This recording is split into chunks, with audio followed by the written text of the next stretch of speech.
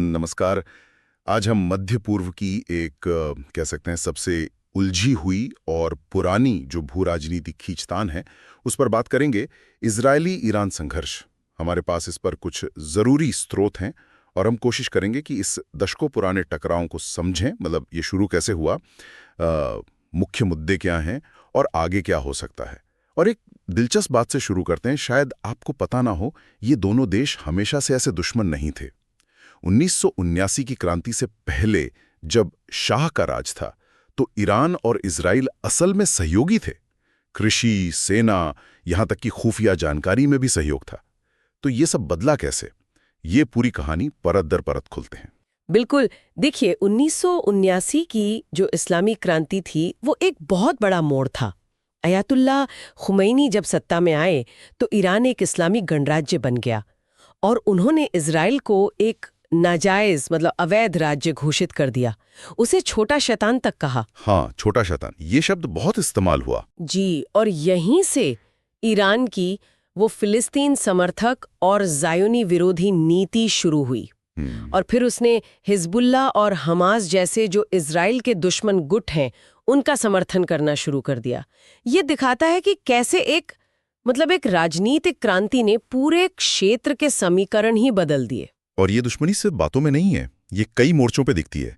जैसे एक बड़ा मुद्दा है ईरान का परमाणु कार्यक्रम। हाँ, ईरान तो कहता है कि ये शांतिपूर्ण मकसदों के लिए है, बिजली वगैरह के लिए, लेकिन इसराइल और दूसरे कई देशों को डर है कि ईरान असल में परमाणु हथियार बना रहा है। हाँ, और इसी चिंता के चलते हमने देखा है जैसे वो स्टक्सनेट वायरस का हमला हुआ था और ईरानी परमाणु वैज्ञानिकों की हत्याएं भी हुई हैं जिनमें इजराइल का हाथ होने का शक जताया जाता है। बिल्कुल, तो ये परमाणु चिंता एक बड़ा पहलू है। इसके साथ ही वो प्रॉक्सी युद्ध वाली बात भी है। जी, प्रॉक्सी युद्ध। ईरान जैसे लेबनान में हिजबुल्ला को सपोर्ट करता है, गाजा में हमास को, सीरियाई सरकार का भी साथ देता है और इराक और यमन में भी शिया मिलिशिया गुटों का समर्थन करता है। जी। और ये गुट अक्सर इजरायली हितों पर या ठिकानों पर हमले करते रहते हैं। और दूसरी तरफ इजराइल भी जवाब देता है। वो सीरिया में ईरानी ठिकानों पर हवाई हमले करता है, खासकर उन काफिलों पर जिनसे हिजबुल्ला को हथियार पहुंच सकते हैं। हाँ, बिल्कुल। अगर हम इसे थोड़ी बड़ी तस्वीर में देखें तो ये एक तरह से क्षेत्रीय दबदबे की लड़ाई है।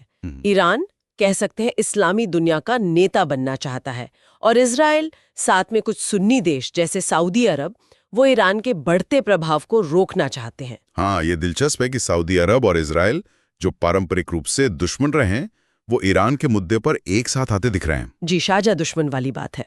हाल के सालों में तो ये तनाव और ज्यादा बढ़ गया है।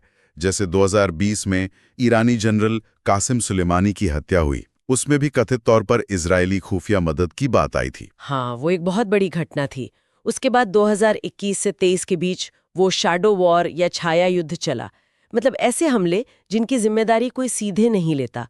कभी ईरानी परमाणु ठिकानों पर कुछ हुआ तो कभी इजरायली जहाजों पर हमले हुए। और फिर 2023 का गाजा युद्ध, उसके बाद हिजबुल्लाह ने लिबनान से इजराइल पर रॉकेट हमले तेज कर दिए। जी, लेकिन जो सबसे अहम बदलाव आया वो शायद 2024-25 में हुआ, जब पहली बार इजरायल और ईरान के बीच सीधे हमले हुए।